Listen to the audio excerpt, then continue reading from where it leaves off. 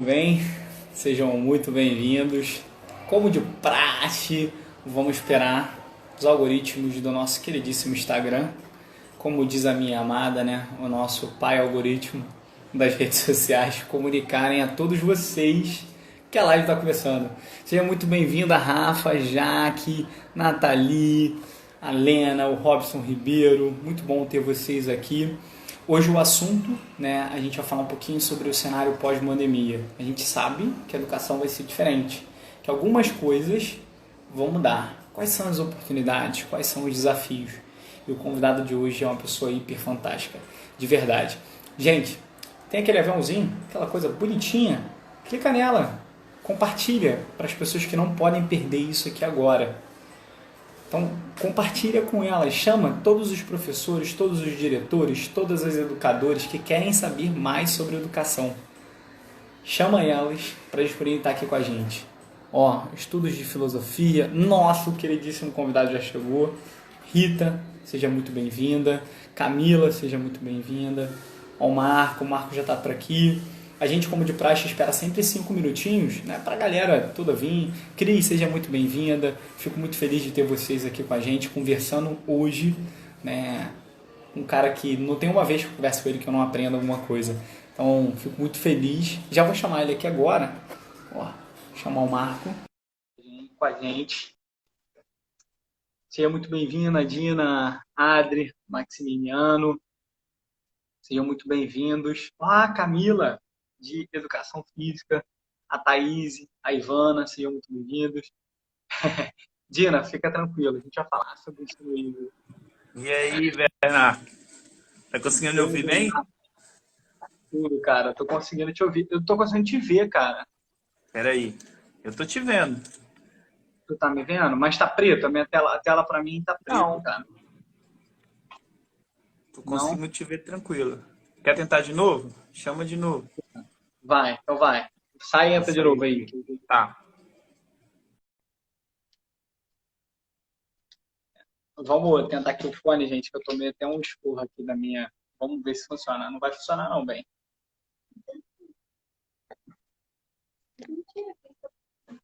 Gente, vocês me ouvem ainda? Me ouvem? É, então a tela do Marco tá preta. Vocês estão me ouvindo? Não.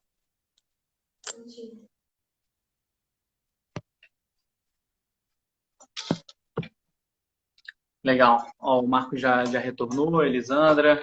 Seja muito bem-vinda. Elisandra de Língua Portuguesa, de Campinas, SP. A Rafa. Legal. Amor, acho que tá ouvindo sim. Tá aqui de novo. Vou tentar. Vamos lá.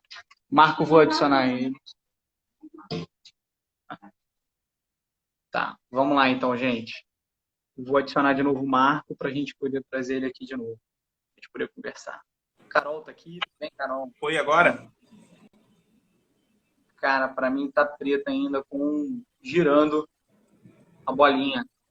Pra galera tá preta. Você tá me vendo e tá te vendo também?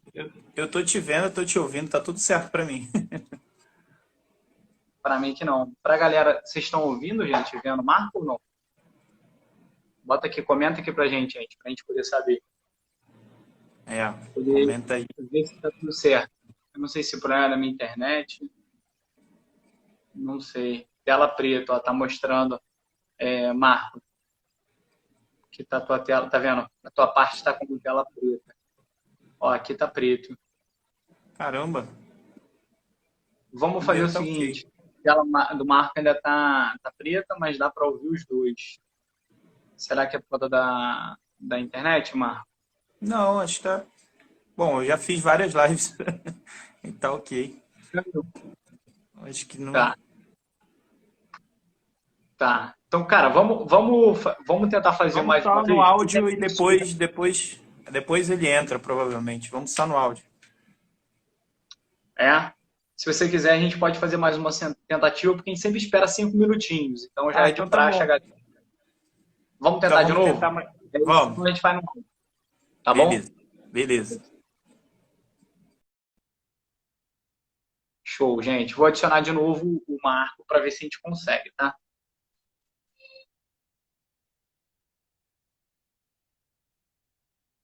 Obrigado, gente. Obrigado pelo carinho de vocês. Que bom estar com vocês aqui. Vamos lá. Vamos agora, eu tô na fila aqui, ó, para o Marco entrar e dar tudo certo. Show de bola. Tá aguardando o professor Marco. Ele deve estar reiniciando lá. Gente, o assunto de hoje, o que a gente vai falar? A gente vai falar do cenário pós-pandemia. Falar dos desafios, das oportunidades, do que vai acontecer com a educação, tá? Ah, esse bug tá dando erro do Instagram. Pô, nem sabia. Obrigado pela informação.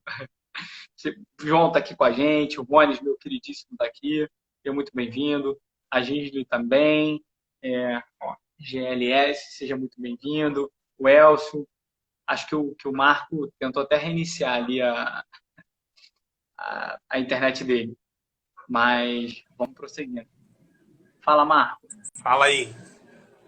Cara, me disseram aqui, inclusive, que o erro não é da gente. É um bug do Instagram. Tá acontecendo em várias Eu, lives isso. eu também acho. Eu vi uma live que começou assim, lá pro meio voltou a imagem. Então, Então, acho que é um vambora. Então, bug vamos ver. que... Pô, e tu logo tão bonito deve ter feito, alinhou a barra. Mas vamos Essa continuar. barba, o teu cabelo, né? Gente, como eu estava falando com vocês, muito prazer vocês estarem aqui, estou muito feliz. Hoje o nosso convidado é o Marco, é um cara que não tem uma vez que eu conversei com o Marco que eu não saí melhor do que quando eu comecei a conversar com ele. Então, é uma Pô, vez que que eu não lindo. aprendo coisa nova com ele. Não, não, isso tu sabe que eu falo não é da boca para fora, que é uma admiração muito grande, muito carinho aqui de estar ouvindo e falando contigo, porque eu sei que você vai conseguir agregar muito, trazer muita informação relevante para a gente. Marco, a gente sempre começa pedindo para você poder se apresentar um pouco, para a galera conhecer um pouquinho de você, da tua história. Lembrando, gente, que Uhum. fica salvo essa live aqui no IGTV e também no nosso canal no YouTube. Então, caso vocês queiram rever alguns assuntos aqui que a gente tocou, só vocês revisitarem e olharem de novo, tá bom? Marco, quem é tu, cara? Conta pra gente. Então, vamos lá, gente. Agora vocês estão só me ouvindo, né? Tem esse bug aí do Instagram, infelizmente. Mas eu comecei a atuar já na área de educação há pelo menos uns 20 anos, aí a última conta que eu fiz, né? E eu comecei dando aula, né? Sou professor de... na verdade, minha formação é engenheiro químico, sou engenheiro químico pelo IME, né? E depois eu fiz um curso para licenciatura, né, em física e mestre em física, doutor em física e decidi enveredar pela área de educação, paralelo a esse meu estudo aí da acadêmico, né, da física. E adorei, né, a área de educação, acho que realmente é uma das coisas que precisa de muita gente para que a gente consiga transformar o cenário. Então, acho que não faria sentido eu trabalhar num lugar onde o maior problema do Brasil, né, está concentrado nessa área, na minha opinião, é um dos maiores problemas que o Brasil enfrenta hoje. E aí, por isso que eu decidi migrar minha carreira para essa área. E também, né, depois de um tempo aí dando aula, né, tive a oportunidade de coordenar alguns grupos, né, algumas turmas, até que cheguei na construção de um plano pedagógico de uma escola, né, foi o último trabalho que eu fiz, né, lá do Matriz Educação, né, criação de uma escola, que é uma coisa que me dá muito orgulho e foi bastante desafiador, e é bem legal assim para alguém poder ter uma liberdade de fazer, colocar os planos pedagógicos em prática, né, e criar algo muito grandioso, né? Então, assim, minha história é sempre centrada na carreira de educação, né? Massa, Basicamente massa. isso. Não, e ele foi de uma maneira bem sucinta ali na trajetória dele. E aí tem É. um ponto que chamou muita atenção a primeira vez, né? A Jovem Gênios, o Matriz é um dos clientes da Jovem Gênios, né? E a primeira Uhum, vez que eu fui ser o diretor pedagógico do Matriz, uma coisa me chamou muita atenção, a visão sobre inovação, da importância sobre inovação, né? Dentro uhum. desse modelo, dentro de trazer metodologia ativa, dentro de trazer tecnologia, dentro de trazer ferramentas, mudança de mentalidade do professor, né? E o Marco sempre agregando com ideias, trazendo visões, né, de outros lugares que ele teve a experiência. A gente conversa muito sobre quanto o Brasil é diverso, né, e o quanto a gente tem um país heterogêneo, né, vários países dentro do nosso país. Então, o Marco sempre trouxe essa visão muito legal. E aí, falando um pouco sobre inovação, Marco, acho que tem um ponto que eu queria muito que você aprofundasse antes da gente olhar para o cenário aí do que você espera sobre a pandemia, que são duas coisas que você teve como experiência que eu acho que é muito agregadora aqui para o pessoal. A primeira delas é sobre a sua experiência com o produto digital, né? Então, realmente já acabei não falando, né, na minha apresentação. trago um produto educacional, já ter uma visão como empreendedor dentro de uma tecnologia que realmente tentava trazer, né, uma mudança de paradigma em relação à educação. Então, como é que foi essa trajetória? E sobre a fundação, né, de uma rede de escolas, né, que é hiper, que faz um trabalho muito sério aqui no Rio de Janeiro. Eu queria também que você falasse um pouquinho sobre, mais concentrado durante a pandemia, sabe? De quais foram ali os principais desafios que você teve. Eu acho que todas as escolas passaram pela mesma situação, né? Para a gente falar desse momento da pandemia, né, do que aconteceu, a gente precisa falar como é que estava um pouquinho antes, né, para a gente entender o que aconteceu, qual foi o real impacto, né, das decisões que foram tomadas na pandemia. Um pouquinho antes, né, a gente tinha um cenário onde existiam algumas soluções digitais, né, algumas empresas que trabalhavam com muitas metodologias que usavam essa parte mais digital em educação. Isso vem crescendo há muito tempo no Brasil, né, isso é bacana de ver. A própria Jovem Gênios é um exemplo disso, né, de soluções tecnológicas para a educação, as famosas EdTechs, né? E aí a gente tinha um cenário onde tinha bastante oportunidades, porém os desafios eram imensos no sentido de que um dos maiores maior mão de obra que a gente tem, digamos assim, são os professores, né, para o que diz respeito à educação. Então a gente tinha um grande desafio nesse sentido, né? Como fazer com que os professores eles realmente embarcassem nessa jornada aí, né? Se lançassem ao mundo digital, onde tinha muito, ainda tem, né? Algum medo, né? Deles em relação a perder espaço, né? Em relação a como é que é o trabalho à distância, né? O digital. Então existia muito esse medo, era muito grande em relação ao professor.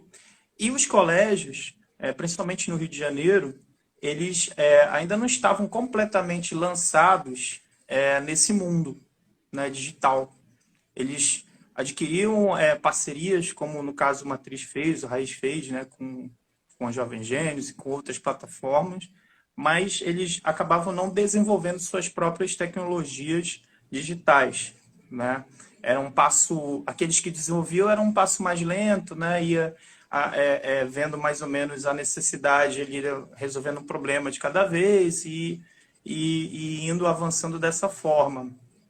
Muito também pelo fato de que o aluno ele também ainda não entendia muito bem essa forma de trabalhar no digital.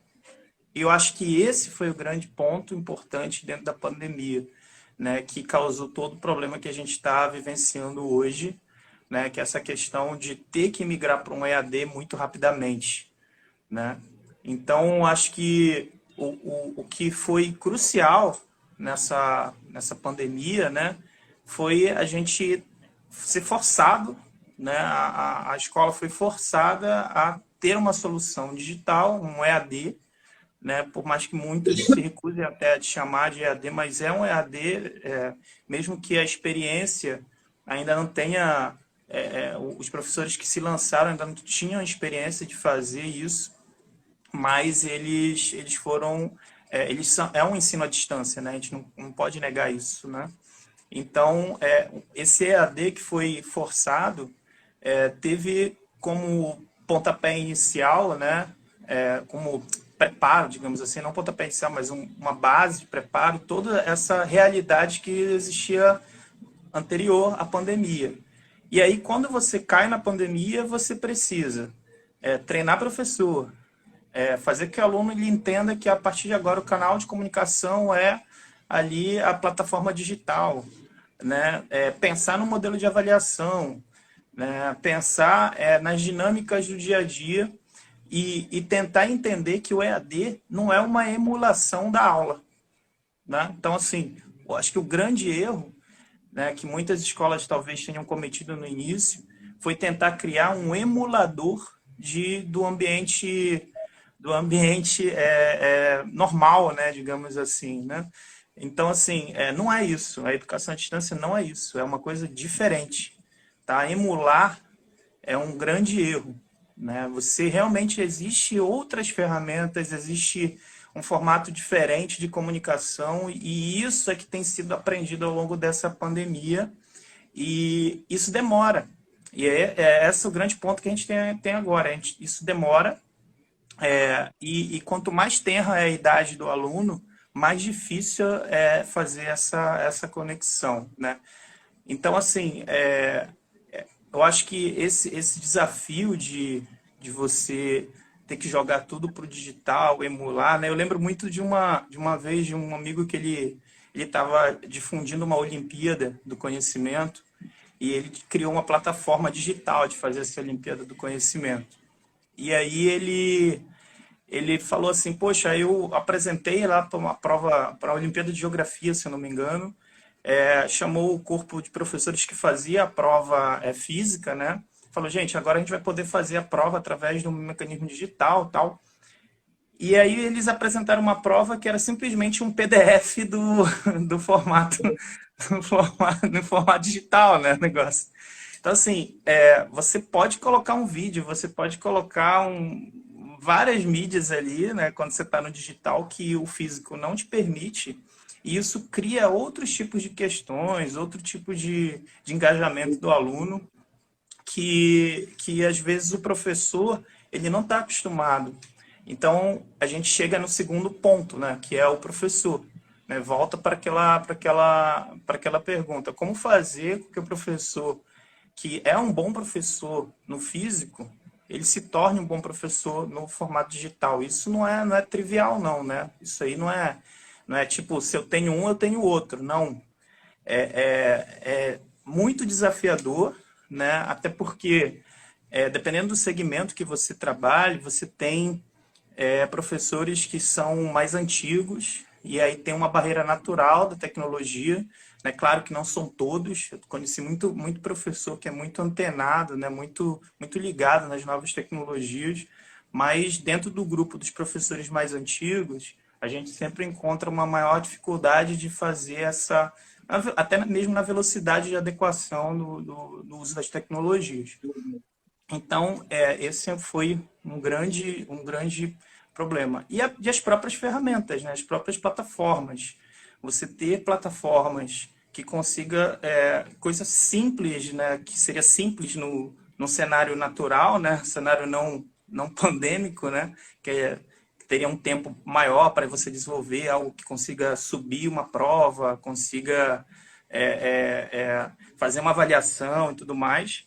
Nesse cenário de correria é muito difícil. Então, a gente consegue, na verdade, elencar várias frentes que precisavam andar juntas, né, que precisam andar juntas, mas que, infelizmente, você acaba tendo que escolher uma coisa que é mais importante em relação à outra. Mas no fundo, o problema é sempre o mesmo, independente de a gente estar falando do que é digital para novas tecnologias ou nova forma de aprendizado, né? Ou outras práticas de aprendizado do aluno no presencial, que diz respeito a você ter um corpo qualificado de profissionais que sejam capazes de fazer isso acontecer. Então, eu acho que seria a mesma dificuldade eu chegar para uma escola que tradicionalmente, sei lá, conteudista, né? E dizer, gente, agora vocês vão precisar mudar e virar, sei lá, montessoriana, né? Então, é basicamente as mesmas Não. dificuldades. Você precisa treinar os professores, você precisa mudar a forma deles pensarem. Eu acho Eu que acho do que tu tá trazendo a visão é muito isso. Não tem uma vez que a gente esteja aqui na live que a gente não comenta que o erro foi tentar fazer uma emulação, que o professor precisa desse amparo, dessa formação, né? Então, Uhum. Isso. essa visão é o caminho. O primeiro é o diagnóstico, e aí depois a gente procurar soluções para melhorar isso, sabe? Então, Isso. esqueci isso. Pois e aí a pandemia, né, ela traz uma reflexão importante para a gente na escola, que é essa questão do vínculo afetivo, né, das relações pessoais dentro da escola e qual é o verdadeiro peso disso, né? Eu acho que é isso que a gente precisa refletir, porque não adianta você querer forçar uma tecnologia, sendo que, na verdade, às vezes o aluno ele precisa da pessoa, do físico, do contato ali. Então, é por isso que eu acredito que não existe ainda, né, uma tecnologia capaz de substituir todas as experiências de uma escola, né? O que a gente tem são ferramentas que ajudam a desenvolver vários aspectos de aprendizado, né? Vários diferentes aspectos de aprendizado. E um deles é o aspecto emotivo. A tecnologia, acho que vai ser o último lugar onde a tecnologia vai poder ajudar. Ela até ajuda, né? Tem muitas ferramentas que fazem isso acontecer também, mas nada vai substituir o contato. A gente vê aí na TV direto, né? O reportagem falando de crianças que pedem assim, quero que minha professora me ensine, não estou cansado da minha mãe me ensinar, ela não tem paciência comigo, né? Teve uma reportagem que eu vi que eu achei muito legal, que foi a criança queria ir na escola só para abraçar a professora, ele estava com Que saudade de legal. fazer isso. Aí ele vestiu uma roupa lá, todo mundo vestiu uma roupa para poder abraçar, né, uma roupa de segurança ali para poder conseguir abraçar. Então acho que isso é uma coisa que eu sempre falei para meus alunos. Teve um aluno que fez um trabalho de ciência, né, que estava pesquisando sobre modelos educacionais. E ele falou, pô, professor, eu tô revoltado que eu descobri que na Suécia, né, lá na Finlândia, é assim, é assado, é muito melhor. Por que que a gente fica assim? Eu disse, cara, olha, tem coisas positivas e coisas negativas em todos os modelos, né? A gente tem uma coisa muito boa que é esse contato humano, esse calor humano, que é inerente da nossa cultura, né? A cultura latina também, né? Tem tudo isso. Então, assim, a gente precisa ter essa questão mais afetuosa. Isso não pode sair da escola, não tem nem como sair da escola, porque acho que não seria escola se não tivesse essa relação de amor, né?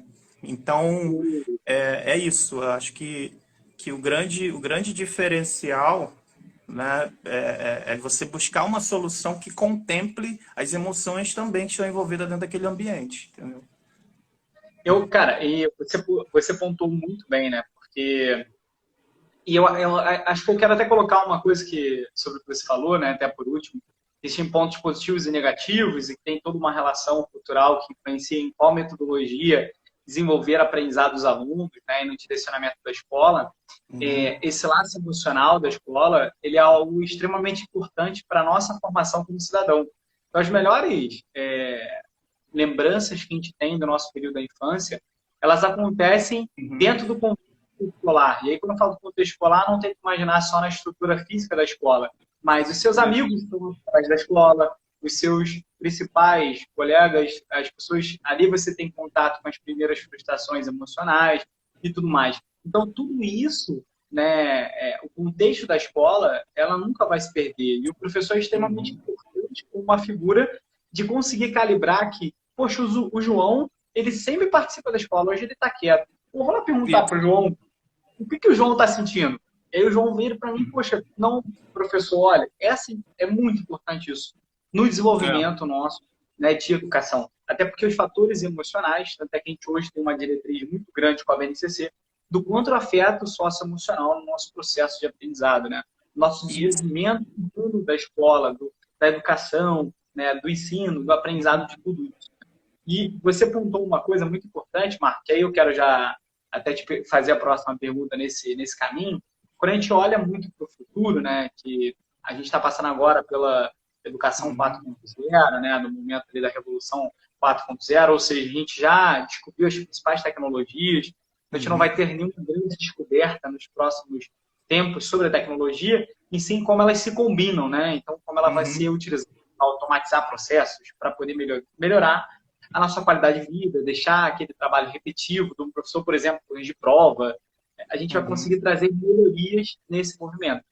E aí, olhando para esse cenário da educação futura, né, a gente comenta muito que o diferencial do ser humano, daqui a 10 anos, acredito que até pela pandemia vai aumentar, vai acelerar um pouco esse diferencial, é o nosso fato de sermos humanos, né? De entendermos que o Marco é um indivíduo e que ele pensa diferente dos outros bilhões de brasileiros que tem aqui no Rio de Janeiro, lá na Bahia, no Piauí, enfim, qualquer lugar do país e do mundo, né? E aí, nesse movimento, o que você acha que surge de oportunidade para o professor para ele entender que, cara, eu tive que desenvolver algumas habilidades, mas quais dessas habilidades eu vou utilizar, quais que eu não vou, o que é a oportunidade para eu poder me tornar um educador do futuro? O que essa tecnologia pode me ajudar, onde ela não pode me ajudar, o que eu tenho que focar?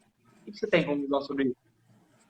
Eu penso, uma vez eu dei uma palestra numa feira lá em São Paulo, que é Interestudar, e eu falava muito sobre essa questão do professor. Acho que na época a feira estava muito focando em novas tecnologias, métodos diferentes e tudo mais. E aí eu acabei levantando um dado lá que gerou uma polêmica assim, né, na época, né? Eu lembro muito bem disso e recebi um monte de e-mail elogiando e tal. Que foi o seguinte, a gente, no nosso modelo atual, modelo educacional atual, a gente nem conseguiu colocá-lo em prática perfeitamente. Então, assim, às vezes você fica jogando pedra numa coisa que você nem viu funcionar direito. Vou te dar um exemplo. O índice de faltas de um professor na nossa rede pública, não estou falando da rede privada, estou falando da rede pública. A época que eu fiz isso, em 2014, né, talvez esse número tenha mudado um pouco, mas espero que ele tenha melhorado bastante. Mas em 2014 era 49%.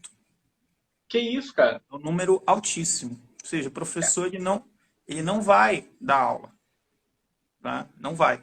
E tem uma série de fatores por que isso acontece, desde a questão de segurança, né? Desde a questão de acesso e tudo mais. Então tem um índice altíssimo de absenteísmo. E aí, cara, quando você olha para isso, você fala, bom, não tem como a engrenagem funcionar, né, se os professores não estão indo, né? Então, assim, não estou querendo justificar, né, dizendo que a gente, poxa, por causa disso é que o problema da educação no Brasil acontece, né? Mas até porque esse problema é oriundo de outros, né? Então, eu penso sempre nesse cenário. A gente primeiro precisa entender o que é básico para um professor, né? O que é básico para um professor? E aí, quando ele descobre esse básico, ele pode pensar em o que é legal para frente. Mas primeiro ele precisa fazer o dever de casa, esse dever de casa, que é você conseguir prestar atenção no seu aluno, entender, né, que apesar de você ter um ensino que é massificado, você precisa o tempo todo estar focando na personalização de cada um indivíduo, na individualização do ensino. Né? Dentro de uma sala de aula que eu tenho 40 crianças, eu preciso pensar que cada uma daquelas crianças ela tem uma velocidade, ela tem uma habilidade, ela tem um conjunto de fatores diferentes que a torna única. Então, essa tentativa de você criar um modelo em massa, acho que a gente já até discutiu várias vezes isso, se torna pior ainda pelo tamanho do nosso país. Né? Com certeza. Se torna pior ainda. Eu comentei com você da última vez que a gente conversou da minha experiência de ter dado aula de norte a sul do país, né? Teve uma época que eu estava numa grande rede aí que eu trabalhava, eu conseguia dava aula no Rio Grande do Sul, do Pará, né, em vários lugares. E existem diferenças regionais que te impedem de tomar uma mesma metodologia de norte a sul do país. Então, você precisa poder praticar metodologias diferentes e entender a cultura de cada região. E isso passa pelo professor estar apto a fazer essa percepção, a ter essa percepção e, principalmente dentro de uma sala de aula, conseguir enxergar alunos que tenham habilidades diferentes, que tenham tempos diferentes, e propor exercícios à medida do possível orientados. Se não for particular, mas pelo menos para um grupo. Que você consegue identificar grupos, ó, esse grupo aqui é um grupo que tem um pouco mais de dificuldade, esse outro grupo aqui é um grupo que já está médio de desenvolvimento, assim, e classificando. Então, acho que o grande desafio hoje é, primeiro, o professor ele entender esse papel, né, de transformador nesse nível, que dá muito trabalho, porque isso envolve você pensar em atividades diversas. E aí eu acho que a tecnologia ajuda. Aí a gente chega na tecnologia.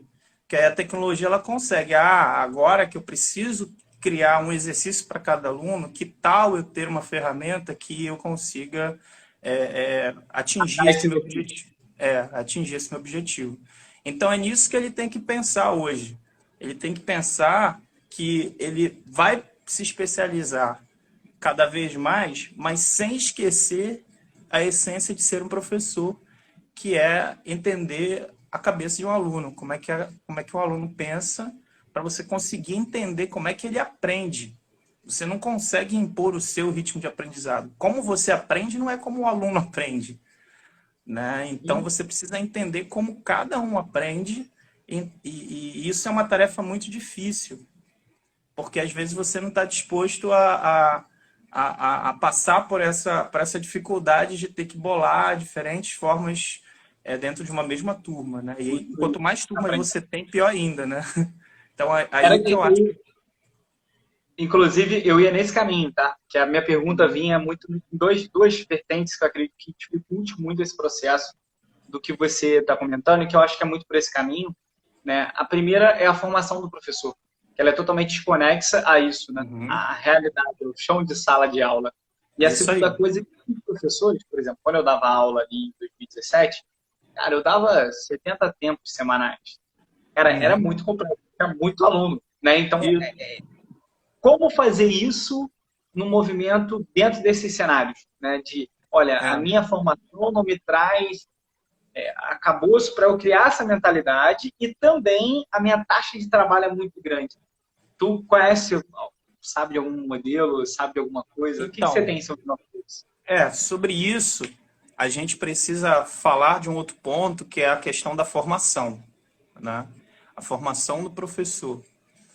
O professor, ele precisa, na faculdade que ele faz, a licenciatura dele, né, ser instruído dessas habilidades, dessas novas competências tanto o mercado de trabalho vai exigir dele, quanto o mercado, às vezes, não exigiu, mas vai ser colocado à força para ele criar novas metodologias. Então, eu acho que o segredo aí é você incentivar a inovação e a criatividade também na licenciatura, né? Porque a gente achar que inovação, tecnologia e criatividade é uma coisa só da área de exatas, né, tecnológicas, né, não é verdade. A área de humanas ela precisa também disso, né? E a área de educação também. Então, esse profissional, quando sai da faculdade, ele precisa vir, né, com esse intuito de eu vou transformar, eu vou realmente entender, chegar numa escola, entender o que está acontecendo e, mediante tudo que eu aprendi, ver quais são os melhores caminhos, melhores práticas para eu conseguir transformar isso.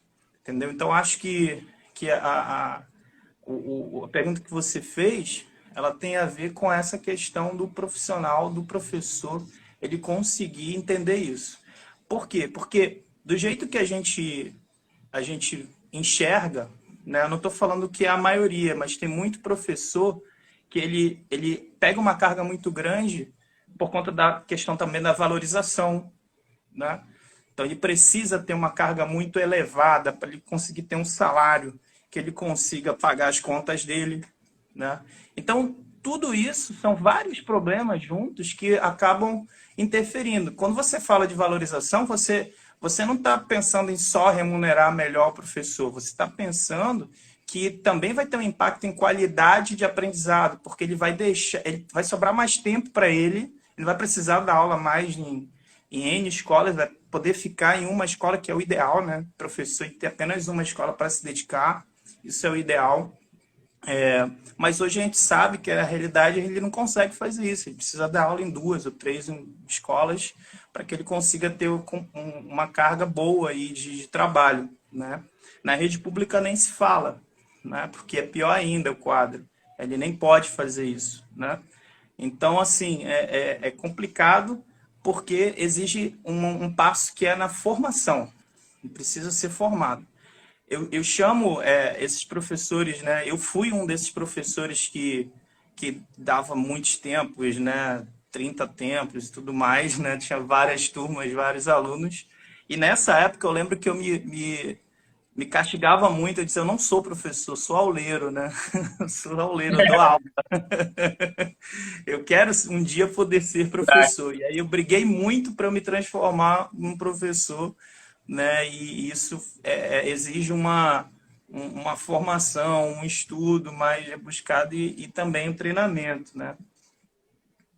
Não, com certeza, cara. E eu tinha também essa sensação que eu era meio auleiro, né? Não É, era conseguir fazer 100% em todos os momentos. Até porque, imagina, você começa às 7, termina às 10 horas da noite, você não consegue ser isso. 100%.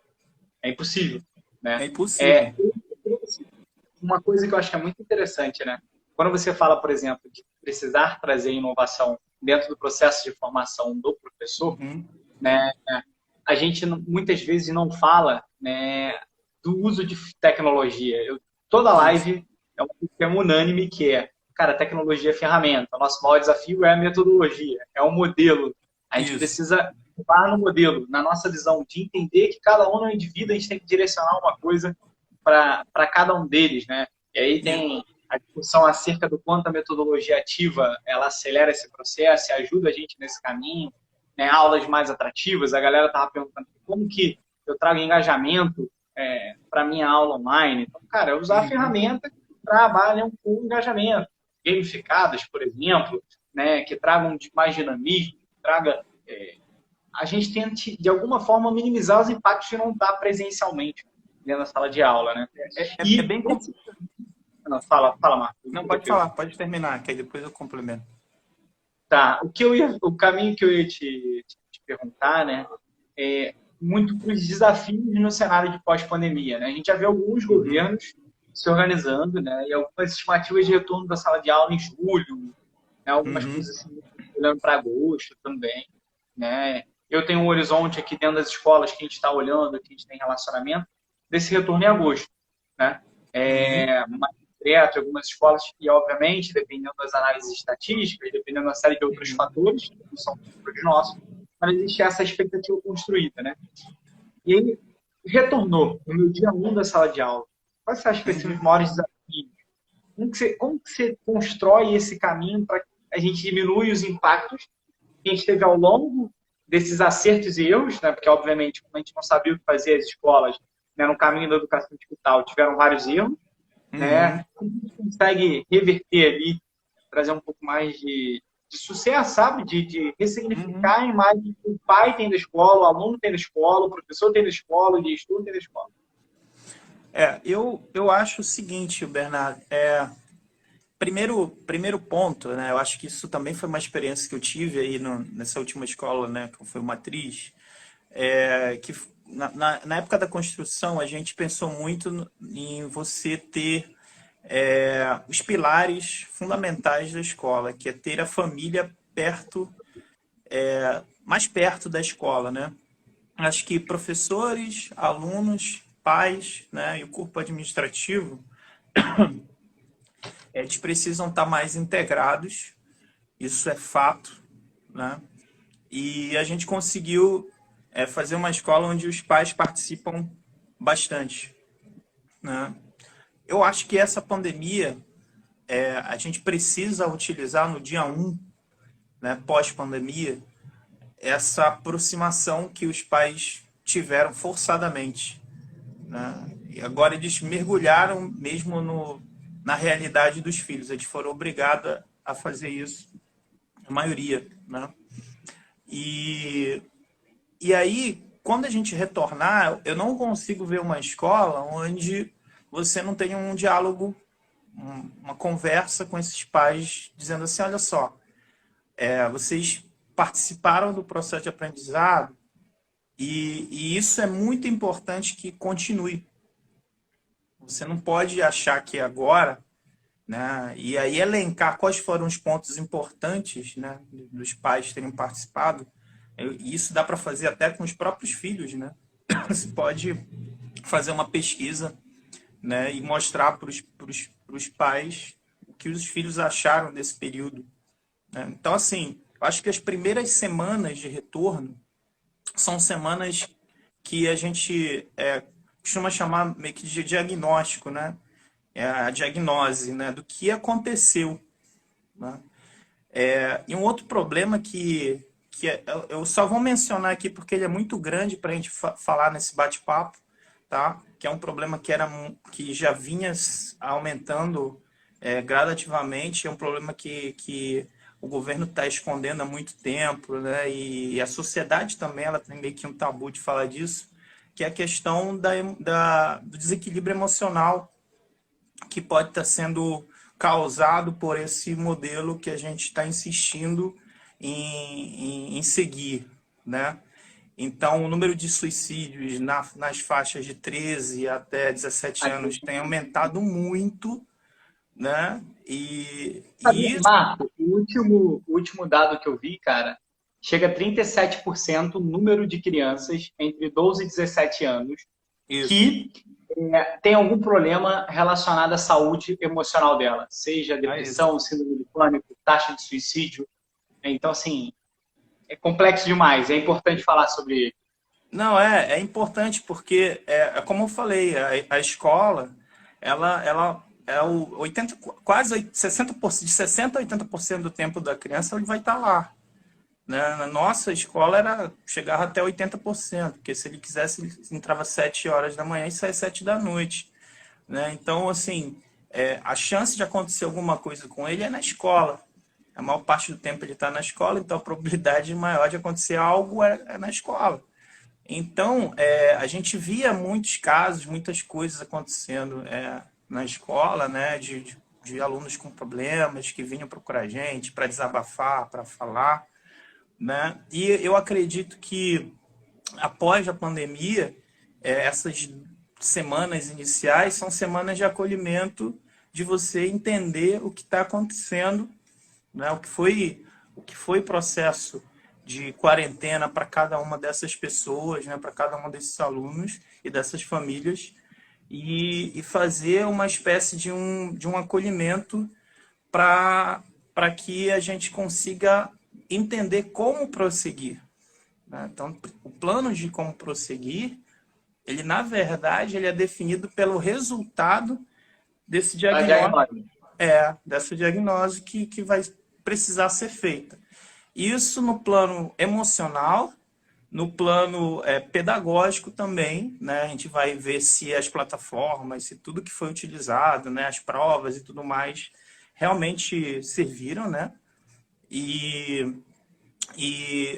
aí, só depois disso é que a gente vai conseguir elaborar um plano, né, mais eficaz, né? E isso é muito, muito complicado, porque todos os planos de retorno que eu tenho visto envolve uma redução do número de alunos, que é uma coisa acertada mesmo, eu acho que tem que ser assim mesmo, né?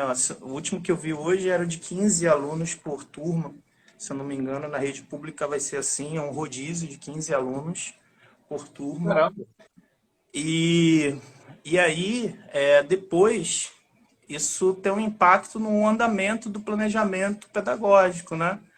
Então, assim, você tem que avaliar se será possível fazer, dentro do período ainda de 2020, né, essa reposição, tanto emocional quanto pedagógico. Né? E está ficando cada vez mais claro que esse tempo vai ser maior do que 6 meses, entendeu? Então, acho que é muito pouco provável que a gente consiga fazer isso ainda em 2020. Então, é possível que o calendário de 2020 ele extrapole para 2021. E aí tem vários planos, né, de como fazer isso acontecer. Mas é fundamental que a gente tenha, depois desse período aí, a primeira ação da escola, ela não pode ser alguma coisa muito, ok, não vou, não aconteceu nada, segue a aula, bate horário, recreio, não. Acho que tem que ter um momento aí de encaixe das coisas, de entender de quais foram os traumas gerados, né, quais foram os aspectos emocionais envolvidos. Eu acho que isso é bem importante para a escola poder funcionar bem e a gente ter um bom retorno dos alunos e também dos pais, né? Entender o que aconteceu em casa, né? Isso também é um outro aspecto, né? Não, importantíssimo, né? A gente usar ali muito do termômetro. A escola é muito conduzida por esse termômetro, né? Que é o aluno, porque ele é o único agente dentro da escola que está interligado em todos os outros agentes, né? Tanto o pai, o professor e o gestor da escola. Então, utilizar das fontes do aluno, da percepção dele, para poder trazer as diretrizes, né? Isso. E marcou muito para olhando no cenário de professor, e aí eu tento sempre trazer na realidade do professor, né? Como que você acha que o professor pode trazer isso, né? Embutir isso de alguma forma, não só na fala dele, mas como uma metodologia, sabe? De trazer essa percepção do aluno ali. O que eu estou querendo dizer é, tipo, como talvez, né, um professor de ciências, por exemplo, pode utilizar o que a gente vivenciou para poder trazer não só uma explicação pedagógica, né, usando ali a aprendizagem baseada em fenômenos, sabe, do fenômeno do professor, mas também para poder explicar o que a gente está sentindo, né? Uma coisa mais assim, eu acho que é uma oportunidade muito grande da escola se conectar com a vida real. É hora que parece que a escola, o muro da escola bloqueia, né, a vida real da escola. Então, como que você acha que pode ser o primeiro passo para a gente poder olhar para isso? O professor ter esse olhar, né? E falar, cara, eu vou aproveitar isso aqui para poder trabalhar e desenvolver meu aluno como cidadão. Ao longo dessa pandemia, né, lá no Matriz, a gente fez algumas lives, né? Que basicamente eram com professores e eles quase sempre escolhiam temas envolvendo o Covid, né? Teve uma hora que eu até falei, gente, vamos tentar diversificar um pouco, que senão a galera vai ficar mal, né? Mas eu acho que o papel da escola é esse mesmo, tá? Eu falei meio que provocando eles também, porque tem outros assuntos que também são relevantes para o momento, né? É óbvio que esse do Covid é super relevante, e eu sempre critiquei essa questão de você ter o que eu chamo da escola é um simulador de um mundo que não existe, né? Então, assim, então a escola não pode ser um simulador de um mundo que não existe. Ela precisa estar conectada com isso. E isso teve uma confusão grande sobre o uso de celular em sala, exatamente por conta disso, né? Porque, pô, o mundo existe celular, cara. E aí, como é que você faz com isso, né? Como é que você lida com essa questão? Mas eu acho que essa questão de você criar um ambiente onde você tenha uma conexão entre os assuntos e a realidade é super importante. Mas, além disso, Bernardo, eu acho que o que está faltando demais é a conexão entre as disciplinas. Entendeu? Com certeza. Porque, assim, vamos lá, voltando na história, mas bem história mesmo, né? Quando a gente criou esse modelo, quem criou foi o nosso querido Aristóteles, né? Que ele separou tudo, né? Fez essa separação, criou as universidades, né? O ensino universitário foi uma ideia do Aristóteles, né? Ele separou, você que sabe, eu sei pescar aqui, 2 horas da tarde eu vou me reunir na praça tal e ensinar todo mundo a pescar. quem quiser vir pescar, vem para cá. Tipo, é a aula de pesca, né? É uma cadeira de pesca, né? Ah, eu sei fazer pão. O outro vai para lá para o grupo que sabe fazer pão. Então, isso começou há muito tempo. Só que a análise, que é essa divisão, ela é importante. Ela é um jeito de pensar, na verdade. Na China não é assim, tá? Só para você ter uma ideia. Mas a síntese posterior à análise, ela é importante. O que eu acho que o que falta, que tem Não faltado, tem. é essa síntese. Não tem, né? Você estuda as cadeiras na universidade separadinhas, né? Tá E na escola isolado, né? também, todas nas suas caixinhas.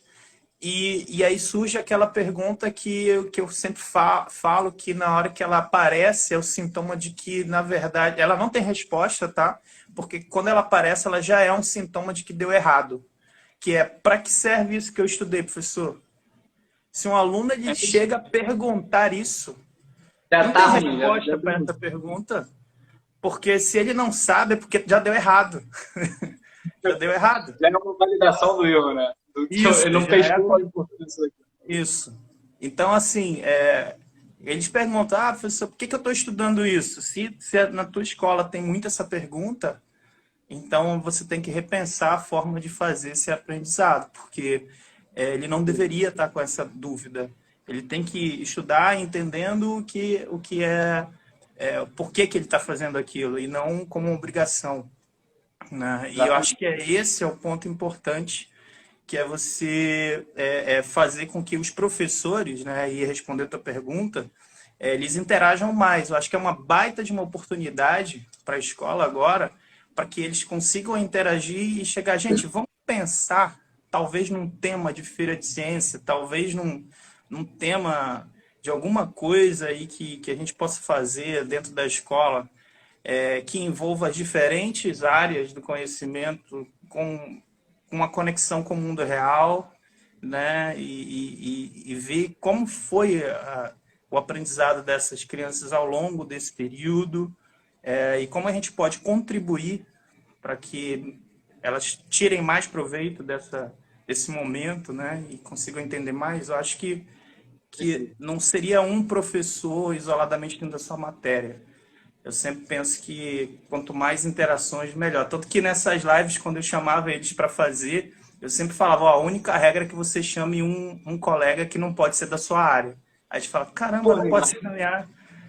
Era sempre de área diferente. E aí, Para fazer essa síntese, né? Para poder é, facilitar esse processo. Marco, eu quero te fazer a última pergunta ali nos 3 minutinhos, juntando aqui o que a galera está comentando, tá? Vou fazer um beleza. compilado.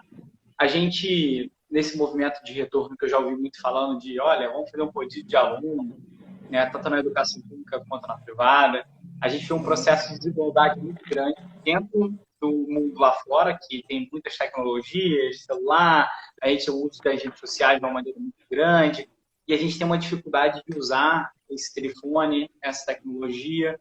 Isso ficou muito evidente por desigualdade Uhum, social, né?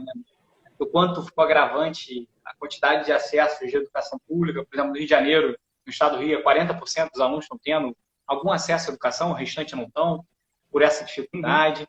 E uma inserção muito importante do ensino híbrido, né? Já que os 15 que estão nessa isso. semana vão ter contato de alguma forma com aquele conteúdo, né? E aí a gente vê também uma participação do pai muito importante, porque quando o aluno estiver num ambiente que não seja escola, o pai vai precisar participar.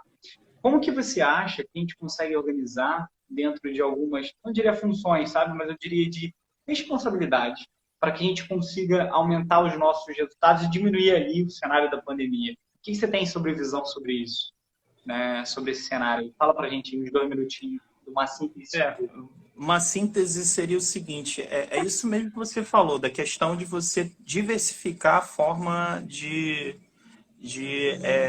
abordar o problema, né?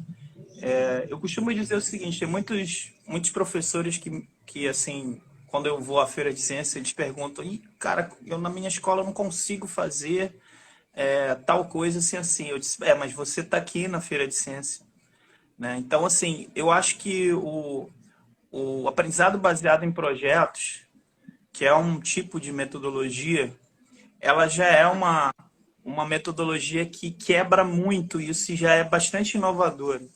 faz com que todas essas coisas que a gente discutiu hoje acabem acontecendo. Porque quando você faz um projeto de ciência, você acaba... E quando eu falo ciência, eu estou falando de exatas, humanas, biológicas, de tudo, tá? Porque tem muita gente que acha que ciência é só exatas, né? Mas quando a gente pensa nisso, né, em projeto aprendizado baseado em projetos, a gente acaba trazendo muitas coisas importantes que pode compensar essa desigualdade. Eu conheço muita gente em regiões que realmente não têm um acesso à tecnologia e conseguem fazer um grande projeto de ciência com destaque internacional, né? E isso é muito importante. Então, assim, é claro que a desigualdade é uma coisa muito, muito crítica, né, para que a gente consiga fazer com que a tecnologia chegue até lá, né, nesses pontos. Assim, uma das coisas que o Covid mostrou para a gente foi que essa desigualdade, ele jogou na nossa cara a desigualdade, né? Jogou muito na nossa cara essa desigualdade. E agora, se a gente não tomar uma providência quanto a isso, é porque realmente as coisas estão muito mal, né? Então, assim, a gente precisa entender. Mas para uma escola, para um lugar onde você não tem acesso a grandes tecnologias educacionais, o importante é saber que, mesmo assim, você consegue desenvolver um excelente trabalho baseado nesses projetos. Eu acho que é um grande motor de uma escola que quer sair do status quo, quer se transformar e quer transformar o quadro de professores. Dá para fazer sem muitos investimentos, né? E eu acho que é uma solução muito boa. Cara, eu sou um fanzaço de aprendizagem baseada em projetos, porque quando a gente vai olhar até pedagogicamente, a partir do momento que você domina ao ponto de criar alguma coisa, é o maior ponto, né, de comprovação de aprendizado, né? Então, se a gente realmente quer comprovar que o nosso aluno sabe sobre determinado assunto, fazer ele criar e ter vivência de criar um projeto é algo muito interessante. Fora que a gente ainda trabalha algumas coisas mais emocionais também, né? Exatamente. Como, liderança, trabalho em grupo, pensamento crítico, capacidade de entrega, enfim, todas as coisas que a gente sabe também que é muito importante. Marco, cara, deixa teu recado final. Muito obrigado por você ter vindo aqui falar com a gente. É um prazer gigantesco conversar contigo, cara. É um cara que eu admiro muito. Obrigado mesmo, mesmo, mesmo. Eu que agradeço aí demais aí o espaço, né? E o pessoal que tá mandando mensagem aqui, eu tô vendo direto o pessoal mandando. Eu agradeço demais aí também o pessoal que seguiu aqui, veio ouvir um pouquinho, né? E assim, mensagem mais nesse momento aí eu acho que para a vida mesmo de um educador é nunca esquecer mesmo que a questão da educação ela passa por essa questão de personalizar, de entender que cada indivíduo é único. Se a gente perder isso, né, a gente perdeu o projeto educacional, né? Então você precisa entender que cada ser é único e essa é a beleza do ser humano. Que cada pessoa é diferente, cada pessoa é única e isso é muito legal, isso é muito bacana e precisa ser respeitado, né? Com certeza. A educação nasceu para isso, né, cara? Né? Isso. Então, Marco, muito obrigado. Gente que esteve aqui. Marco, olha que coisa boa, cara. Hoje, aqui na live, teve a minha mãe e minha sogra. Beijo, olha mãe e sogra. Olha que coisa boa, viu? Coisa maravilhosa. Beijo. Todo mundo que acompanhou a gente aqui, gente de outro estado, a galera do Amapá mandando beijo, galera aqui. Muito galera legal. De vários lugares legais. Enfim, esse é o poder da tecnologia, né? Verdade. Obrigado demais pelo carinho de todos. Lembrando, gente, uma coisa que eu sempre falo no final das lives é que a gente faz mais lives, né? Sempre terça e quinta tem as nossas lives. Amanhã a gente vai ter uma live porque quinta-feira passada não rolou por causa da internet, tivemos um problema de conexão, e aí amanhã a gente vai fazer uma live no Dia dos Namorados ali, com o Diego Cidade, né, que é um dos fundadores da Academia do Universitário. A gente vai falar como que os milênios, como que os nativos digitais, os seus alunos, como todos nós aprendemos nessa nova era. Então vai ser muito legal. Mas de praxe é terça e quinta, 6 horas da tarde, a gente conversa, né, e vou chamar o Marco para esse para outras lives aqui pra gente poder conversar. Opa, estamos juntos. Acompanhe a gente. A gente aqui no link da bio tem um grupo no WhatsApp, né, e no Telegram. A gente compartilha tudo para poder ajudar você. Gente, muito obrigado.